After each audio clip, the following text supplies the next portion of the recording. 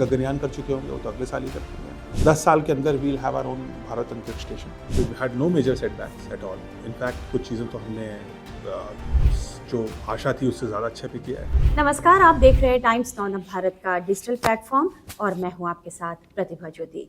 बहुत बहुत स्वागत है आपका हमारे खास कार्यक्रम डिजिटल टॉक में, जिसमें हम एक खास मेहमान के साथ बात करते हैं और आप तक कई अहम जानकारियां पहुंचाते हैं। आज के जो हमारे खास मेहमान हैं सृजन पाल सिंह जी, उनकी उपलब्धियां गिनाना बहुत ज़रूरी है।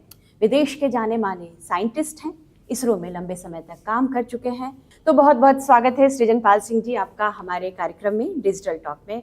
सर, आपका इसरो में रहने का लंबा अनुभव है, आपने वहाँ काम किया है।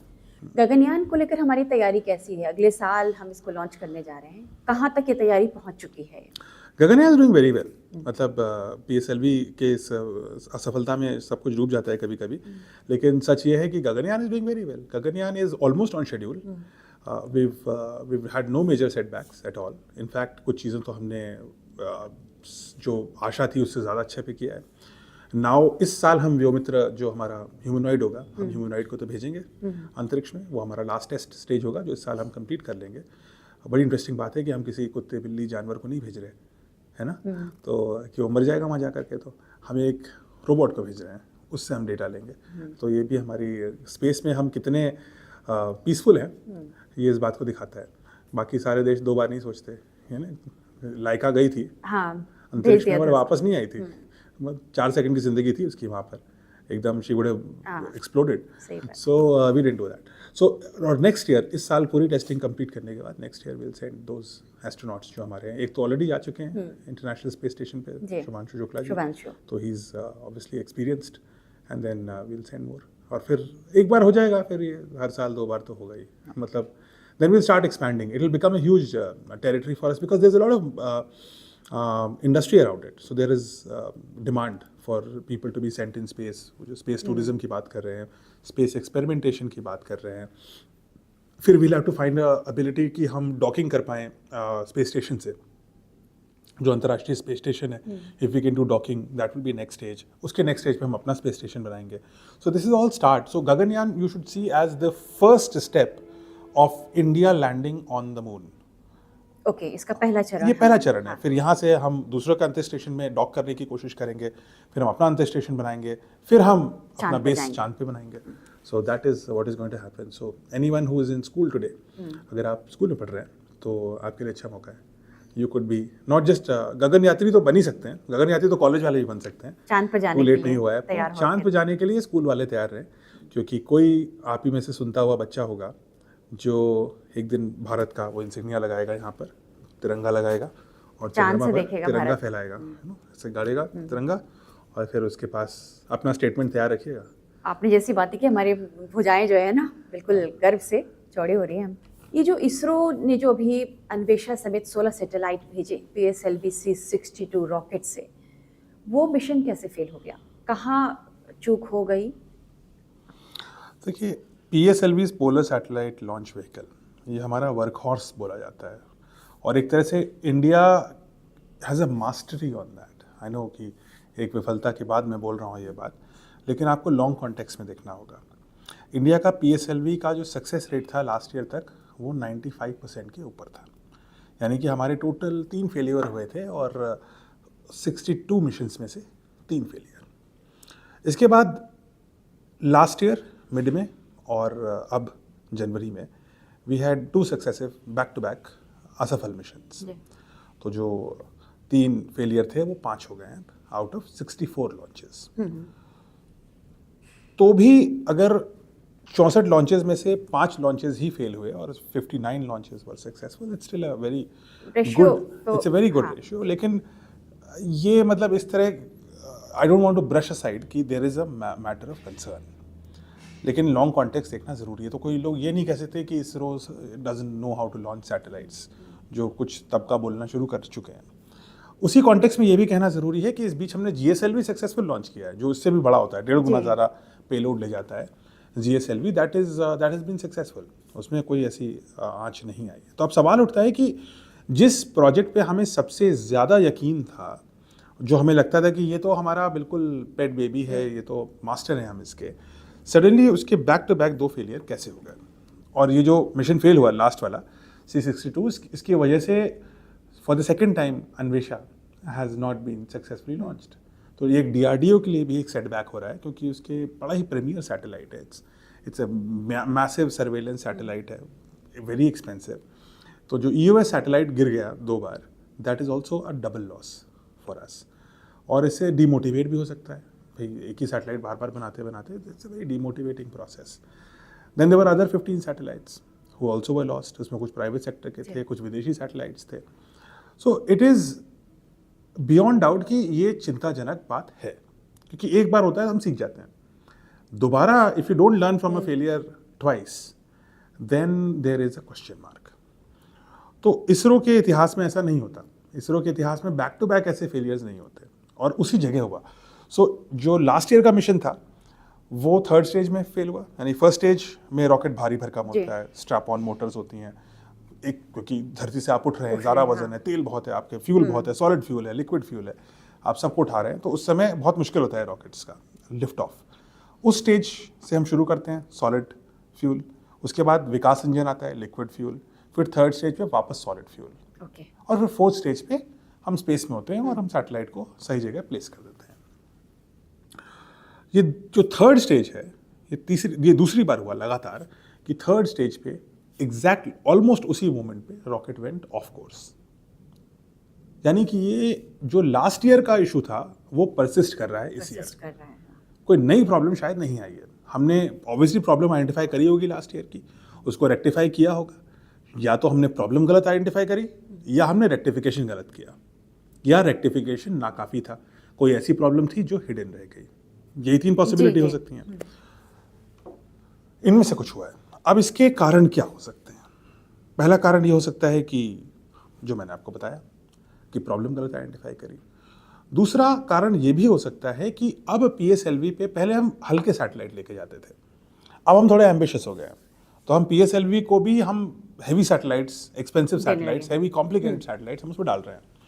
तो शायद इन सैटेलाइट्स के वजन और कॉम्प्लेक्सिटी की वजह से PSLV अंडर परफॉर्म कर रहा है, एक तरीका ये हो सकता है। वजन नहीं उठा पा रहा है, वजन नहीं उठा पा रहा है, उतने सारे सैटेलाइट्स एक साथ ले जाने की कैपेबिलिटी शायद अभी कुछ जगह उसमें नहीं है, कुछ कमी है, कुछ उसका something which is technically which is a flaw because of the weight of the satellites. 3rd problem, so ये तो 2 टेक्निकल इशूज हैं, इनको टेक्नोलॉजी से सॉल्व करना है।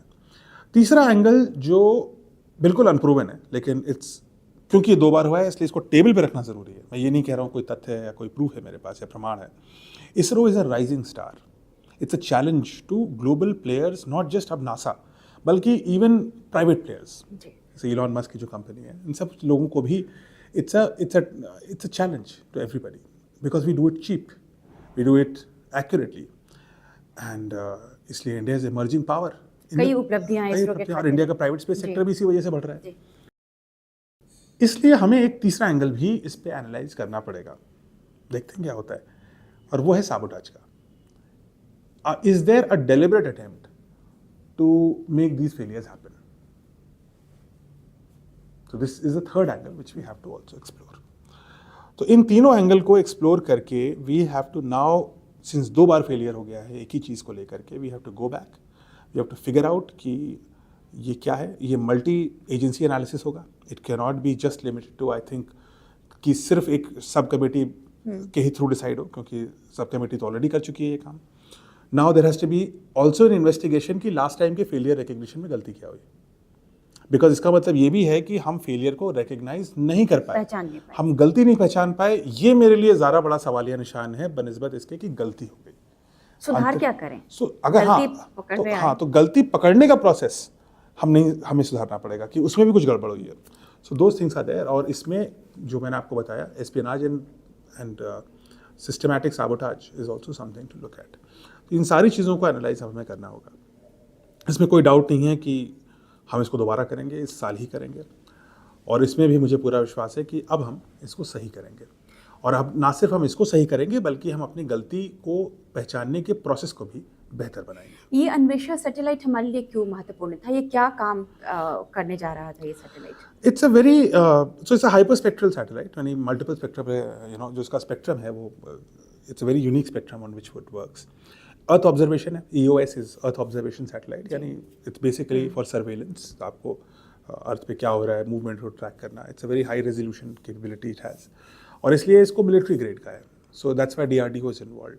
विशेषकर नेवी के लिए बहुत यूजफुल रहता रहेगा, मतलब अभी फिर बनेगा और हम इसको दोबारा डालेंगे। And this will empower us to have a deeper analysis for our military grade जो हमें इंफॉर्मेशन चाहिए उसके लिए, in the wake of given कि हम ऑपरेशन सिंदूर से we just came off and we realize कि इट्स सो इम्पॉर्टेंट। हम लोग कई बार सोचते हैं कि सारा ये जो success of operation Sindoor was just कि हमने एक BrahMos and Akash and all this missiles, which is true, but ये भी ट्रू है कि हमारे पास एग्जैक्ट डेटा था कि कौन कहाँ है, वो कहाँ से आता है, सैटेलाइट की मदद से। अंतरिक्ष से आता है। So it's not just it's a multi prong thing. जैसे तो हमारी रणनीतिक कह रहे हैं कि हमारी सामरिक जो सुरक्षा, मिलिट्री है, सामरिक रणनीति बनाने के लिए, हमें सुरक्षित रखने के लिए, मैरिटाइम सिक्योरिटी के लिए, हम बहुत बड़ा हमारा मैरिटाइम बॉर्डर है, हाँ, उन सब के लिए EOS would be extremely important. तो आने वाले 10 सालों में आप हमारी सुरक्षा के लिए, मतलब जो सामरिक सुरक्षा के लिए में, उसमें टेक्नोलॉजी का कितना बड़ा रोल देख रहे हैं? खासकर स्पेस का, सैटेलाइट का, इसरो का कितना बड़ा रोल देखते हैं आप? सबसे इम्पॉर्टेंट देखिए चीज़ क्या है कि जैसे अभी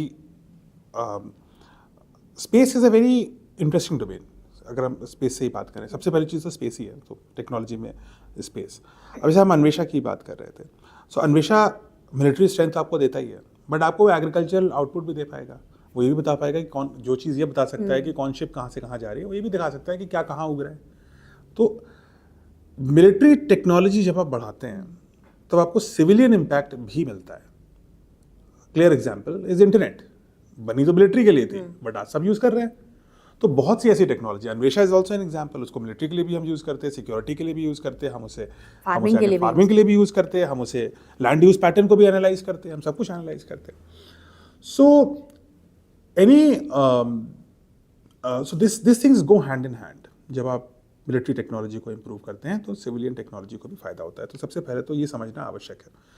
तो अब हम बात करते हैं कि कौन सी ऐसी चीज़ें हैं जो भारत में हम लोगों को अब आगे चल के काम करेंगे, और हम नेशनल सिक्योरिटी से भी देखते हैं और उसको एक सिविलियन यूज़ से भी देखते हैं। तो वन है स्पेस। आने वाले 10 साल में हम गगनयान कर चुके होंगे, वो तो अगले साल ही कर देंगे। We'll have the technology to send humans to space with our own technology which is huge. 10 साल के अंदर we'll have our own Bharat Antariksh station which will be our own space station, जहाँ पर हम गगनयान की टेक्नोलॉजी का यूज़ करके हम भारत अंतरिक्ष स्टेशन में लोगों को आदान प्रदान होगा, लोग जाएंगे हाँ, और वापस लाएंगे। वहाँ पे बहुत सारे एक्सपेरिमेंट्स करेंगे। हम अगले 10 साल के अंदर उस मुकाम पे पहुँच चुके होंगे, वहाँ हम पहुँचे नहीं होंगे लेकिन हम बस लॉन्च करने की तैयारी में होंगे, मैन्ड मिशन टू मून, यानी कि हम इंसान को, भारतीयों को, विशेषकर अब आज तक कोई महिला नहीं गई है चंद्रमा पर तो हमने कहा है कि we want to send a woman to moon also. So हम वाकई चांद पर लैंड करने की तैयारी में रहेंगे, विल नॉट बी देयर। वो भाग्यशाली महिला कौन होंगी? तो अब अभी स्कूल में बैठी होगी किसी सही बात है, आप लोग तैयार कर रहे हैं क्लास 6-7 में बैठी होगी अभी। So that is what we are going to do. And then ये तो हो गया स्पेस का। मून पे जाना बहुत इंपॉर्टेंट है, मून पे बहुत एनर्जी है और उसको हम इस्तेमाल करेंगे। सेकेंड चीज़ पे आते हैं। सबसे इम्पॉर्टेंट चीज़ मुझे लगता है जो हम एनर्जी सेक्टर में करेंगे वो होगा थोरियम। भारत दुनिया का सबसे बड़ा थोरियम रिजर्व है। भारत के थोरियम में इतना एनर्जी है जितना दुनिया भर के कोल, ऑयल, पेट्रोल, यूरेनियम, इन गैस, इन सब को मिला दीजिए तो उससे ज़्यादा एनर्जी भारत के थोरियम में है। लेकिन उस थोरियम से हम अभी बिजली नहीं निकाल रहे हैं। उस थोरियम से ऊर्जा निकालना एक प्रोसेस है जो अब ऐसा लग रहा है कि it is now economically feasible. Last year एक अमेरिकन कंपनी है, उसने एक अनील रिएक्टर बनाया है, ANEEL, जिससे कमर्शियली वायबल थोरियम से एनर्जी निकाली जा रही है। अब ऐसी टेक्नोलॉजी हमें भारत में बनानी है क्योंकि आपके कदम के नीचे थोरियम है। भारत सबसे बड़ा थोरियम का रिजर्व है और कहीं ज़्यादा, वेनेजुएला के तेल वेल तो बेकार है इसके आगे। So it is so huge. तो ये है सेकेंड टेक्नोलॉजी थोरियम पर। तीसरी चीज़ जिस पे हमें काम करनी है और काफ़ी आगे जाना है वो है एडवांस रोबोटिक्स। हमें एडवांस रोबोटिक्स में इस समय चाइना बहुत आगे जा बहुत चुका है आगे एंड है इट्स वो। इम्पॉर्टेंट फॉर अस कि हम उसको ना सिर्फ चेस करें बल्कि बीट करें। भारत को अगर मैन्युफैक्चरिंग हब बनना है दुनिया में तो एडवांस रोबोटिक्स में हमें काम करना होगा। सिर्फ ड्रोन टेक्नोलॉजी ही काफ़ी नहीं है, और ड्रोन भी हम अपना खुद बनाएं बनस्बत इसके कि हम आधे पार्ट चाइना से लाएं। So that thing we have to do. And the fourth very important thing is we have to heal the climate. We cannot live in a city, जैसे आप और मैं ऐसे Pollution में शहर जिस में तरह बैठे से हैं है। जहाँ 800-900 AQI हो जाता है, तो it is not sustainable. Pollution दूर करना भी एक पॉल्यूशन, हमारे- हवा को साफ रखिए, पानी जब गंदा है तो पानी को साफ करना हमने सीख लिया। We have filters, we have all those things, we did, we had a huge water crisis और हमने इसको ओवरकम किया है। पूरा नहीं किया है मानता हूँ मैं, लेकिन एक हद तक तो किया है। एक टाइम था जब पानी हवा जैसा क्राइसिस बनता जा रहा था। हमने कहीं लॉ का यूज़ करके, टेक्नोलॉजी का यूज़ करके वी हैव कंट्रोल और थोड़ा अवेयरनेस भी है, लोगों में भी अवेयरनेस है। हाँ, तो गंदा नदी को पानी, साफ रखने नदी को के लिए और साफ पानी रखना। अब ऐसा ही हमें हवा के लिए करना पड़ेगा। It is not sustainable. अगले 2 साल भी सस्टेनेबल नहीं है अब कि हम इस AQI में जी पाएँ। इसके लिए we'll have to do something massively, और मुझे लगता है कि presently we are not doing enough. It's not our focus.